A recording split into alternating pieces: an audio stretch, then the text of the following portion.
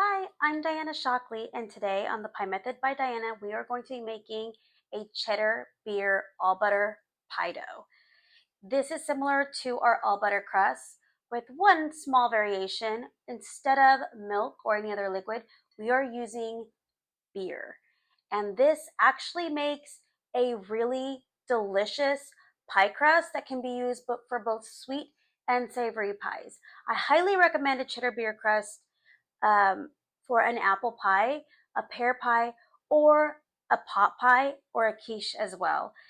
Even though it has cheddar cheese and beer as elements, it essentially makes the pie crust taste almost like a savory, more like bready sort of flavor, and it's definitely not something that can only be used for savory pies. So to get started, we're going to be using a lot of the same ratios that we use in our all butter crust. So we have 314 grams of flour, and again, that's no coincidence because 3.14, 314 is pie.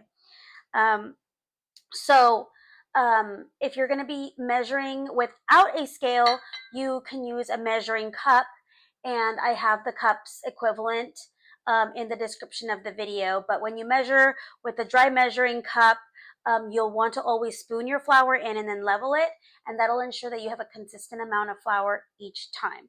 So 314 grams of flour, and then we need 1 teaspoon of salt. We need 1 teaspoon and a half of white granulated sugar.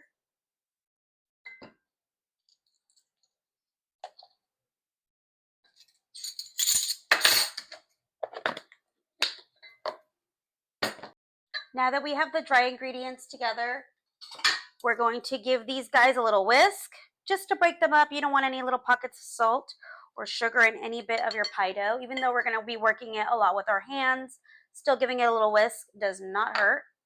Next, we need 8 ounces or 2 sticks of unsalted butter.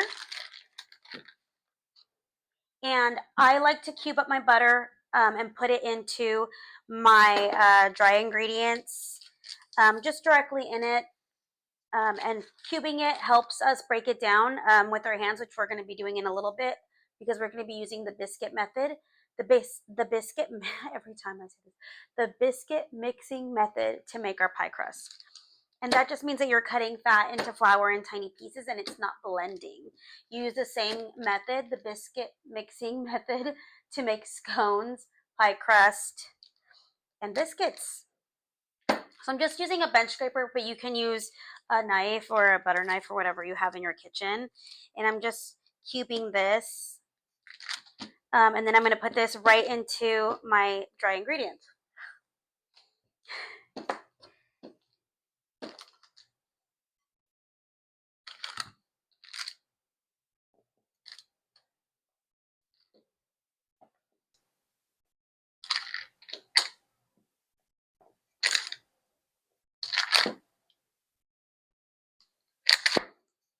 As you can see, this seems like a simple recipe, and I think what makes our pie dough really delicious is the ratios and the amount of the different ingredients that go into the recipe, as well as the method that we use to make it. So I have a dark beer here, and what we need is just a 1/4 cup.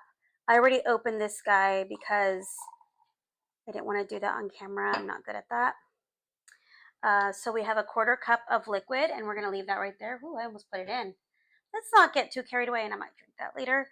Okay, so now that we have all of our butter in here, we're going to do the biscuit method using our hands. So yes, you can use a food processor, a stand mixer, or a pastry cutter, but I like to teach people how to use your hands because it's less, you have less equipment and tools to wash. So what we're going to do is we're going to toss each cube in the flour and just make sure that each little cube of butter is fully coated. And then the bigger pieces, I'm just going to press them between my fingers to break them up. Okay, I have most of these larger pieces pretty broken up.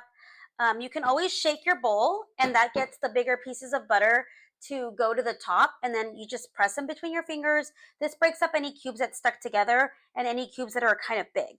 Then we're going to do a method that I learned in culinary school. And so we're going to take big amounts of our mixture and we're going to press it between our palms in one direction and then let it go. And we're going to be making flakes and cutting in the butter into the flour. So right now our mixture is pretty pale because we're using bleached all-purpose flour. As we cut the butter into the mixture, slowly this will turn a more of a pale yellow, which is the color of our unsalted butter. All right, so I'm just taking handfuls and I'm just pressing them between my palms. And you can see that it's already creating these little flakes of our dough here. And so I just do this. When I teach this in our classes, I notice that people tend to like cup the mixture. You don't want to do that. We want to create flakes. So we want to press it between our hands and let these flakes start kind of developing by rubbing our palms together like that. And you're just going to keep doing this, get more handfuls of the mixture, do it again, and just kind of keep doing this. At first, it'll be a little bit more difficult because your butter is pretty cold because it just came right out of the fridge. But as your hands start warming up the butter a little bit and you keep doing this method, it gets a little bit easier again because the butter gets a little bit softer. So, all right, so I'm just going to keep going. You want to scoop from the bottom to make sure you don't have a bunch of little powdery pockets of flour at the bottom. Another thing that I notice that people do when I teach them this, so these will get tempted to like go back and forth and start rolling, and then you end up with these little worms. So try to avoid doing that. Just one direction, stop, let it fall down, grab another handful, press one direction, and it will be kind of awkward at first if you've never done this before. It takes some getting used to. I know the first time that I did it, I was also like, this is weird, it feels weird, it's awkward.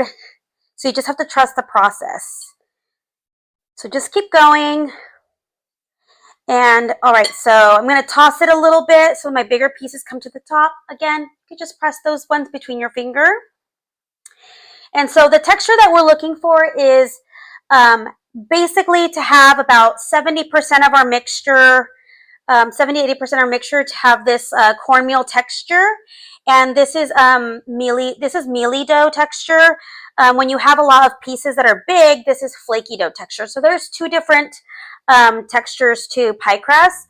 I like to bring it somewhere like kind of halfway so that we still have the stability of our mealy dough.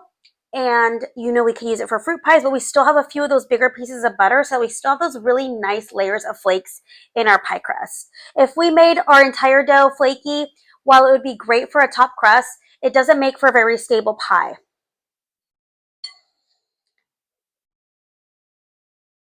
All right, my mixture is ready to go. I have almost all of it is basically a mealy dough with these little cornmeal-y textures. There's no pockets of pale white flour, and we have reached a consistency that I really like, and it's all like a pale yellow color now.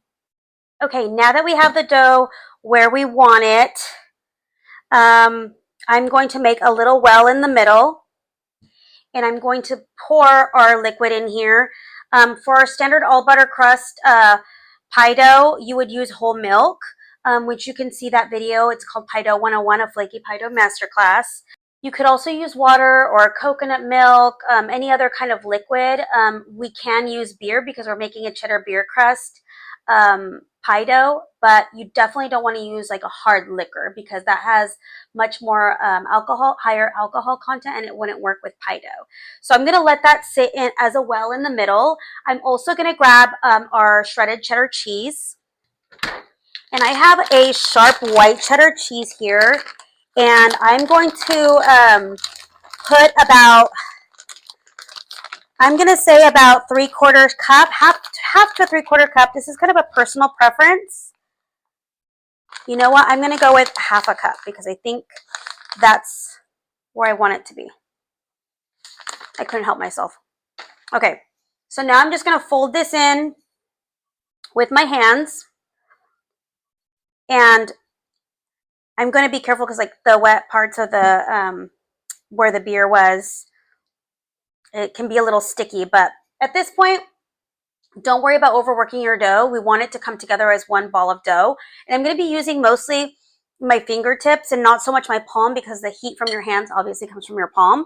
So we're going to try to use more of my fingertips while mixing this, but I can already feel it coming together. You can already see that it's kind of clumping. This is what we want. We're going to want this to come together completely as a dough. We don't want to leave any crumbly parts at the bottom. So I'm putting a little bit more pressure on this now. Now that it's mostly come together in like all these little clumps, I'm going to knead the dough. So I'm just going to knead this dough so that it all comes together. And I'm just kind of like pressing it between my fingers, kind of like pinching the mixture. And I want to expose more of the wet spots so that they can really capture some of the drier spots at the bottom. Okay. So I'm just pressing it against the bottom and the sides so that we can really get all of these pieces to come together. Oh my gosh, this smells so good. Okay. It smells like bread. All right, so you can see that all of it is out of the bowl. And we have our beautiful ball of dough here, a ball of pie dough. So the next thing we want to do is we want to shape this into a disc so that we can get it ready to use. Before you use this on any pie, for any pie, you want to let this dough rest for about 20 to 30 minutes. And I like to just let it rest in the refrigerator. So I'm going to plastic wrap it and let it chill for a little bit. Right now it is too soft to roll, and the gluten also has not relaxed. So we have to let it do two things in the refrigerator, and then it'll be ready to roll out, and you can use it to make any pie you want with the cheddar beer pie dough. You can also wrap this up and just leave it refrigerated for up to like 3 to 4 days. Make sure it's tightly wrapped. You can also freeze this for a couple of months. Again, just depends on how well you wrap it. So that's how you would store this pie dough. So there you have it. Our cheddar beer pie dough is ready to use. There's other variations of our pie dough that I'd love to show you. So definitely subscribe to the channel so you can see when there's new videos that drop. Turn on the notifications. Also, upcoming videos, we're definitely going to use this pie dough to make something really delicious. So stay tuned. Thanks for watching.